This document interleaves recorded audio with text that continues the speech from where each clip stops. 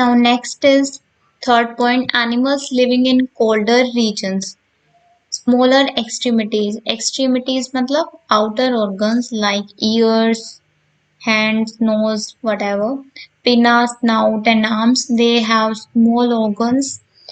इनके small organs क्यों होते हैं? क्योंकि जो जो हॉट रीजन्स में रहते हैं उनका ऑलमोस्ट स्वेटिंग और ट्रांसपिरेशन इज थ्रू ऑर्गन्स, तो फिर उनके लार्ज ऑर्गन्स होते हैं but they don't need to, that's why they have smaller extremities. It is called Allen's rule या Bergmann's rule. Fourth point is Gloger's rule. Animals at equator darker skin and fur. क्योंकि जैसे equator पे direct sunlight आती है तो फिर उनकी body में ज़्यादा से ज़्यादा मेलानिन सिक्रीट होता है फॉर देयर प्रोटेक्शन, ताकि वो अपनी बॉडी को प्रोटेक्ट कर सकें from UV rays. It is Gloger's rule. Now, fifth point is very cold condition. Antifreeze proteins are present in animals for protection from colder condition. Now, sixth point is hot condition. Hot condition से protect करने के लिए thermostable proteins are present which act as enzymes. Example, Thermus aquaticus, that is Archaebacteria. It has protein or enzyme that is Taq polymerase. It is also present in the PCR mechanism. Seventh is poikilotherm. Poikilotherm like crocodile. They are cold-blooded animals. They are cold-blooded, so they don't change their temperature according to the outer environment. So they have to bask in the sun for when there is colder condition, that is basking in the sun, and burrowing in the soil to escape from surface heat, because they can't change their body temperature like we can. And now next हम discuss करते हैं population attributes. Population attributes group of individuals को कहते हैं विच share company और are interbreed among themselves. Attributes different type के होते हैं. First is birth और death rate. For example, एक pond है उसमें 20 lotus plants हैं. After 1 year 28 plants are present now. तो 8 plants हैं जो new present है, उसमें नए grow हुए हैं. अब हमें उसका birth rate निकालना है. तो न्यू प्लांट्स बाय जो पहले प्रेजेंट थे उससे निकल जाएगा birth rate, that is 0.4. Now next is per capita. It is on the basis of per capita. Second is sex ratio. Sex ratio 60% male और 40% females are present. Third, age distribution. 3 type of age are there, pre reproductive, reproductive and post. Pre में वो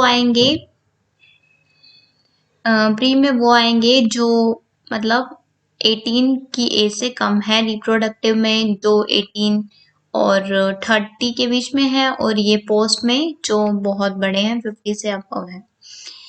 as pyramids देखें तो pre, for example first type of age pyramid is growing population. Growing population में क्या होगा, जो post reproductive है जैसे 50 की एज के हैं वो बहुत ज्यादा कम है, रिप्रोडक्टिव में उससे ज्यादा है, और प्री रिप्रोडक्टिव में उससे भी ज्यादा है. मतलब एज ग्रो कर पॉपुलेशन ग्रो कर रही है. It is increasing population. Okay, इसका एग्जांपल है इंडिया.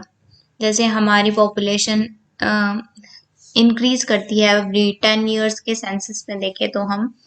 नेक्स्ट है स्टडी पॉपुलेशन. स्टडी मतलब कांस्टेंट रहना, सेम रहना. इसका एग्जांपल है ऑस्ट्रिया. इसमें जो प्री पॉपुलेशन है और रिप्रोडक्टिव है और पोस्ट है वो तीनों बराबर सी हैं. पोस्ट थोड़ी कम है और ये थोड़ी ज्यादा है, पर ऑलमोस्ट इक्वल है. थर्ड इज डिक्रीजिंग और declining population. For example Japan. इसमें क्या है, जो 50 के अबव है पोस्ट है वो बहुत ज़्यादा हैं और रिप्रोडक्टिव में कम है और प्री रिप्रोडक्टिव में बहुत ज़्यादा कम है। अब इनमें गवर्नमेंट क्या करती है, उनको फंड्स देती है या फिर उनको ज़्यादा फैसिलिटीज़ देती है जिनके एक से ज़्यादा चाइल्ड होते हैं, जैसे 2 चाइल्ड। और इंडिया जैसी कंट्रीज में क्या है, जहाँ पे 2 चाइल्ड पॉलिसी है कि इससे ज़्यादा नहीं होने चाहिए, पर अभी तक इतना कुछ नहीं है। पर फिर भी जापान जैसी कंट्रीज में उनको फंड्स मिलते हैं जो जिनके 2 या 2 से ज़्यादा चिल्ड्रन हो। Now fourth point is population density. It is the number of organisms per unit area. It is denoted by N. Fifth is population growth. Population growth is number of organisms born per thousand people. Now, population density is by natality and mortality. Natality, that is people added, mortality people dead. Immigration, that come from another country, emigration going to another country. तो अगर these are adding the population density and these are removing from the population density. Number of organism dying per thousand people is mortality and they are born per thousand is natality. Now sixth factor is growth models. अब इसमें क्या है, जैसे एक petri dish है, उसमें हमने कोई बैक्टीरिया ग्रो कराया और उसकी ग्रोथ रिस्ट्रिक्टेड ना करके हमने उसे एक बिग कंटेनर में प्लेस कर दिया, तो उसकी ग्रोथ रिस्ट्रिक्ट नहीं होगी। उसको फूड अवेलेबल कराया तो फिर वो उसकी ग्रोथ होती रहेगी। जैसे फॉर एग्जांपल ये एक ग्राफ है, इसकी ग्रोथ हो रही है धीरे धीरे, यहाँ पे कॉन्स्टेंटली ग्रो हो रही है और ग्रो होती जा रही है, यहाँ पे रेस्ट्रिक्ट नहीं हुई इन लैब कंडीशन। पर नेचुरल कंडीशन में क्या होता है, कुछ ना कुछ अनअवेलेबल हो जाता है या रिस्ट्रिक्ट हो जाती है नेचुरल कंडीशन में। तो उसमें क्या होगा, फॉर एग्जांपल यहाँ से ऑर्गेनिज्म ग्रो करता गया इस स्टेज तक, पर कुछ और प्रीडेटर आ गया जो प्रे को खाने लगा, फिर उसकी पॉपुलेशन कांस्टेंट हो जाएगी। मतलब जितने ऐड होगी पॉपुलेशन उतनी ही रिमूव होगी। It is the S shaped curve और sigmoid curve and it is J-shaped. Now there are different type of growth. First is exponential growth. Exponential resources are unlimited. इसमें resources unlimited होते हैं, जैसे हमने इसमें देखा था lab condition में. Organism are reproducing maximum fitness by Darwin. कि जब तक मैक्सिमाइज मतलब मैक्सिमम फिट नहीं होते तब तक वो ग्रो करते रहेंगे। पॉपुलेशन साइज एन से डिनोट करते हैं, increase divided by decrease dn by dt से हम डिनोट करेंगे, बर्थ पर कैपिटा b से death per capita by d। अब dn by dt increase by decrease birth minus death, that is rate, into में n which is the population size. अब इसको हम यूं भी लिख सकते हैं dn by dt rate into में n that is population size. अब इसकी इक्वेशन देखते हैं, तो population size after time t is the initial population into e to the power rt, that is log value. R is the natural rise in population or intrinsic rise or rate of natural increase, and t is the time. It also give a J-shaped curve. Now second is logistic growth in nature. It is found in nature. Resources limited होते हैं, carrying capacity is denoted by K.